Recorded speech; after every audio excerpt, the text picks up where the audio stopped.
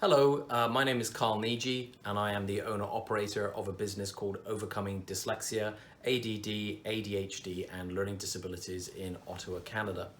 What's known as a Davis facilitator, and my job is to help people with learning disabilities, ADD, ADHD, dyslexia, dysgraphia, dyspraxia and many of the other learning difficulties that people have. Today what I'd like to share with you is a testimonial from a young man I worked with about a week ago. His name is Charlie. He is a phenomenally bright young man and he had an absolutely massive success on the Davis program.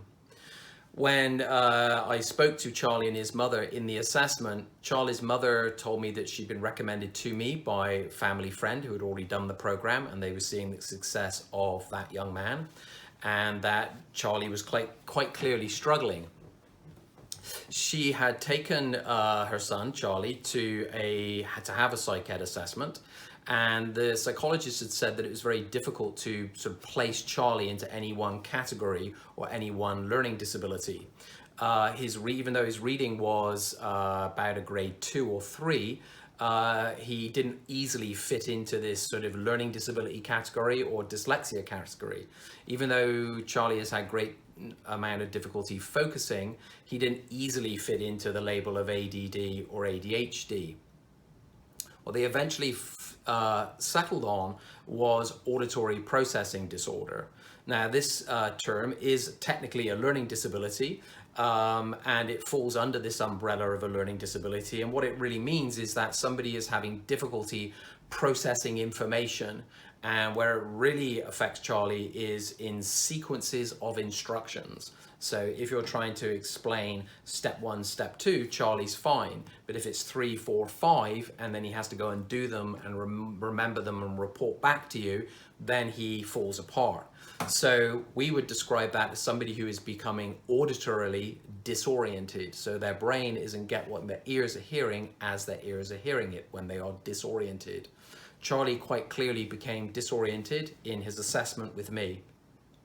Now, before Charlie did a program, I assessed his reading like I do with all my clients using this reading inventory. It's Eckwell Shanker, and I am using the 5th edition. This is a manual that educators and psychologists in North America use to determine somebody's literacy levels. I figure if it's good enough for that, then it's good enough for me.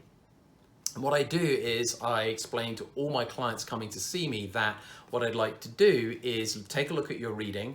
It allows me to show them about trigger words to begin with and what is stopping them from reading, and parents get to experience Davis and get an idea of trigger words for the first time. So does the client, and I get to take a look at where this child's reading is. In Charlie's case, he's in grade 5 and he was reading at about a grade 2 or 3. I set this up with clients so when they come to see me, they can gauge whether the programs help them. If they come to see me and he's reading at grade 2 and he goes up to grade level, then that's a success. If he goes above grade level, that's a fantastic success. So most of the clients coming to see me, nearly everybody has had a psych ed assessment. Not always, most adults actually don't. I do work with a lot of adults, but that's a slightly different conversation for another day. Most of the children that have come to see me have usually always had a psych ed assessment. They are usually struggling in one of 2 areas. It's either their focusing or their literacy level. The child is usually very aware of one of those 2 or both. And most of the clients that come to see me have either been labeled with a learning disability, ADD or ADHD, and then it gets broken down further from there. Now, I'm going to let you listen to Charlie, and then when we come back, I'll put Charlie's success into context and talk a little bit more about some of the other clients that come to see me. So without further ado, let's listen to what Charlie has to say about Davis. Okay, so hello, Charlie. Hello. Hi. So you've come to see me this week to do a Davis program, haven't you? Yes. Okay. And why did you come to see me? Well, I wanted to accomplish my goals, Okay. which were focusing, reading, and writing. Okay. And you had another goal. Do you remember what that was? It was frustration with school. Oh, yeah. So before you came to see me, how was school? It was challenging. Was it? What was the hardest thing about school? It was focusing. I would usually, since I'm online right now, it is hard to focus, and I get distracted by basically everything surrounding me. Okay, so one of your goals was focusing, was it? Yes, and that was my biggest goal. Oh, okay, and did the Davis program help with your focusing? Yes. What was the biggest thing that helped with your focusing? That was my mind's eye, docking it, and what do we call it putting our mind's eye on point? yes. And is that helpful focus? Yes. And putting your mind's eye on point, what was the benefit of putting your mind's eye on point?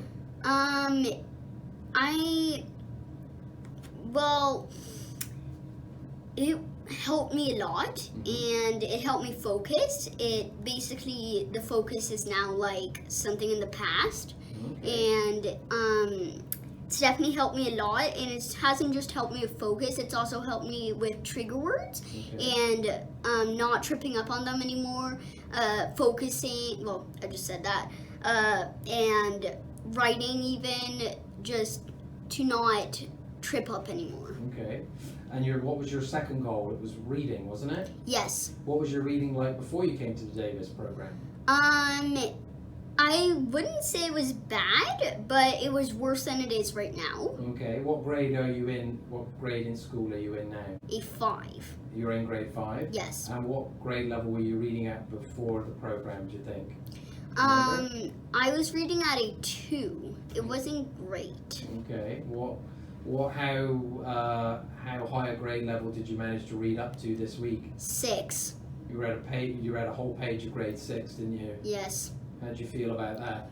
Incredible. I felt really good about it. It is pretty cool, isn't it? Yes.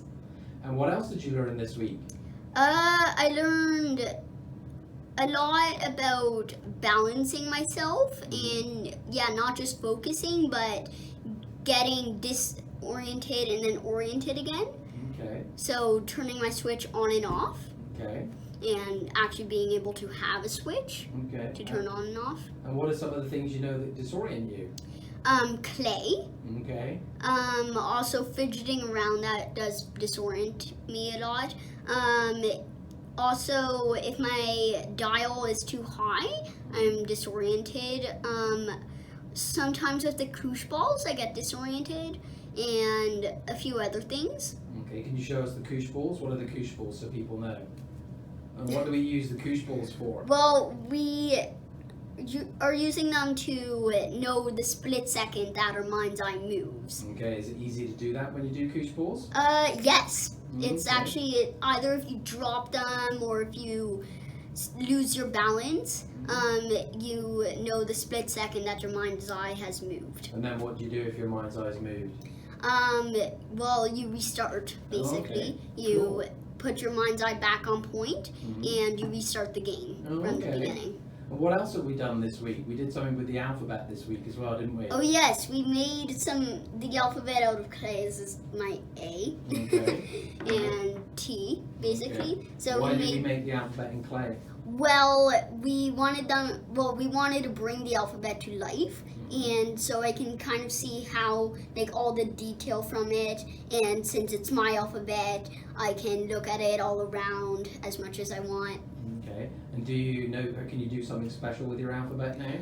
Yes, I can actually read it backwards, thanks to Davis. Oh, cool. Very nice. And could you do that before the program? No. Okay, we can do it now. Yes. Okay, what else have you noticed about Davis? Is there anything else that's been helpful? Yes, there has been a lot of things that has been helpful. Talking about my dial, they gave me a dial to measure how much I am hyper or calm down. So if I am too calm down, like at a 3 or something, I want to dial it up to a 5. Or if I'm too hyper, like at an 8, I want to dial it down to 5. Okay, and what does that help you do if you put your dial down? Well, if I'm hyper, I'm basically running around everywhere. If I'm dialing it down, it actually works somehow that I actually calm down. it helps me calm down. And does that help with things like being frustrated and focusing? Oh yes, it does. Okay, cool. Is there anything else you want to tell anybody? Nope. What would you say to another, because you're 10 years old, right? Yes. So what would you say to a 10-year-old or an 8-year-old who was worried about coming here doing a program? What would you say to them? Well, I would say the program is really helpful and you don't want to be afraid to go. It's really fun. You get to model things and it's just like learning in a fun way and practicing your dyslexia in a fun way. And what would you say to parents if parents were thinking of doing a program with their kids but they were unsure whether it was a good thing? What would you say to them? Well, I would say the same thing. I would say it's a really good program, really helpful. There's nothing to be worried about, really. Your kid your kid will have fun. Okay, cool. Well, all right, is there anything else you want to say to people before you say goodbye? Nope. Okay, well, let's say goodbye to them. Goodbye. So you can see that Charlie's had a phenomenal uptick. Charlie's gone from reading at, I would say, a very wobbly grade 3, and on the first day when we got him oriented for the first time, he read a page of grade 6. Now, for many people looking at that success, they might say, well, that's impossible. How can you do that? How can somebody go from reading at a below grade level to above grade, or even at grade level or above grade level in just 5 days? That's impossible. And what they're really commenting on is that the traditional educational system doesn't get that kind of success, so they don't believe that anybody else can. But for Charlie as well, he was becoming, you could see Charlie, when he first sort of understood what was happening, he was trying to put it into context for himself. How did he go from struggling and not being able to read at grade level to focused and being able to read above his grade level in just a few days? And the best way to explain it to somebody, and the way I explained it to Charlie that he could really get hold of, is I said, well, have you ever gone to the beach or a swimming pool with a ball? You take a soccer ball or a beach ball and you push it down under the water, and the harder you push down, the more it struggles and fights back. And as we push it down and down and down and down and down, this is what being disoriented, or this is what dyslexia or a learning disability does to somebody. It's almost like it's suppressing their ability. Now, some people might refer to it like it is suppressing their intelligence, but that would actually be inaccurate. What it's actually doing is suppressing their ability to really understand through their senses. When somebody gets oriented for the first time, it's like you're taking your hands off the ball pops up to the surface, and now we actually get a true read of your abilities for the first time. Now, Charlie actually went on in the afternoon. We shot this video on Friday morning, and on Friday afternoon, Charlie went on and read. He really wanted to challenge himself and see just how far he could read. He went on and read an entire page of grade 7, and then went on and read a page of grade 8. Now, Charlie isn't reading at grade 8. That's a phenomenal uptick, and for him, the reason I do this with kids, or allow kids to do it, is to let us see how well you can read. What is your sight vocabulary? When you're oriented and you're just reading with no pressure on you, what can you do? And Charlie, I think when he read the whole page of grade 8, which is about 3 or 4 paragraphs, I think he made maybe 4 mistakes on words that were non-trigger words, and I've talked about trigger words in the past. But they were long words that did not play fair. You couldn't decode them, and as a result, he maybe didn't even know what they meant, so he would make a slip or a mistake. But most of the time when he was oriented, he could read them just fine. So what this really means is, for Charlie, it gives him a massive boost to his confidence. He's gone from struggling and stuck to being able to easily read at his grade level and beyond it. However, could he read a book of grade 8? No, he couldn't. If I just sat him down and said, here you are, Charlie, here's a book of grade 8, go ahead and read it, he would struggle for 3 reasons.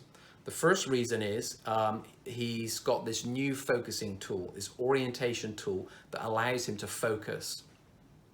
That's a very new tool. It was only 5 days old at the time of making the video. So, however, as he strengthens that tool, as he does couche balls, as he does his exercises, his ability to stay focused, get focused, and remain focused will grow. It's kind of like strengthening a muscle, if you like. The next thing's holding Charlie back from reading a whole book of grade 8 would really be trigger words.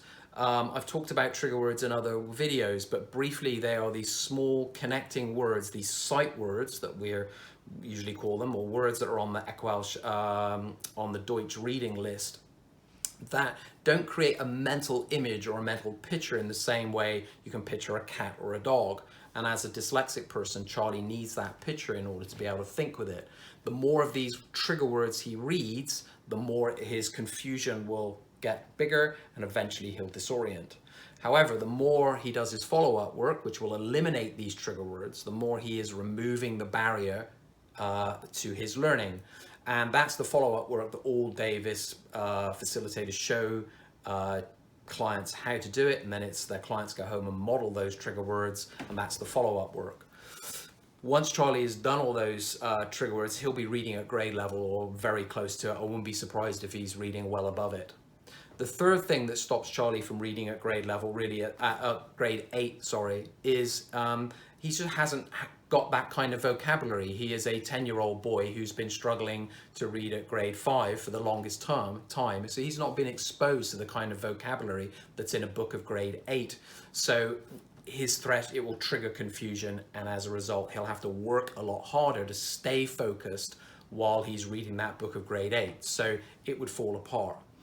So, but what it really means for Charlie is he now has, when he gets stuck, he'll be able to get himself focused and get himself unstuck, and his auditory processing will eventually diminish and probably go away. His ability to read will be at grade level in probably somewhere between 6 months to a year. And for Charlie, what this really does is it allows him to go into an educational setting and really thrive. Now, I would say Charlie is probably in the gifted range of children that come to see me, or adults for that matter. To be able to go from a wobbly grade 3 to a fairly solid grade 8 in just 5 to 6 days is beyond what most people think are capable. However, it's doable for somebody who is very motivated, really knows they're stuck, really wants to get unstuck, and really gets hold of the program. I would say Charlie is not my average client. He probably represents about 10% of the clients that have come to see me over the years. The average client that comes to see me is somebody who's been diagnosed with either a learning disability, ADD, ADHD, dyslexia, or any number of other problems that they're having. Generally speaking, they're reading anywhere from a year or 2 years below their grade level, and that would be the vast majority of children and adults that I see. When somebody does a Davis program, I guarantee to that person that they will get at least 1 year of improvement in their reading in the one program with me. And that I've been doing that for 8 to 10 years. About 8 years ago, I really started saying it, but realistically, it's been ever since the beginning of Davis, of me doing Davis programs with people. I get another group of people who are sort of much more disoriented. They tend to be reading way below grade level. The worst example I ever saw of this was a 14-year-old boy who was reading at about a grade 2 level, maybe even a grade 1. And when he did a Davis program, he managed to read a whole page of grade 5 by the end of the program, which for him was a massive uptick, but he could do it. So it's not always the kind of success that Charlie has. However, there is always a success, and all of my clients get an improvement in focusing and an improvement in literacy, usually beyond their expectations. And it's really a reflection of where they are and the challenges that they have. But as I said, most people get at least a year, if not more, improvement in 1 week with me. And I wouldn't be surprised if most Davis facilitators get that. Anyway, this was a short testimonial from Charlie and a little bit of context afterwards. If you'd like to find out more about the Davis program and you live in the Ottawa area, you can contact me at overcomingdyslexia.ca. If you don't live in Ottawa or Canada, if you're anywhere else in the world and you want to find the nearest Davis facilitator to you, then you can go to dyslexia.com and find a provider on that website, and then you'll be able to find the nearest Davis facilitator to you. So please like, share and subscribe, and I'll see you in the next video. Bye for now.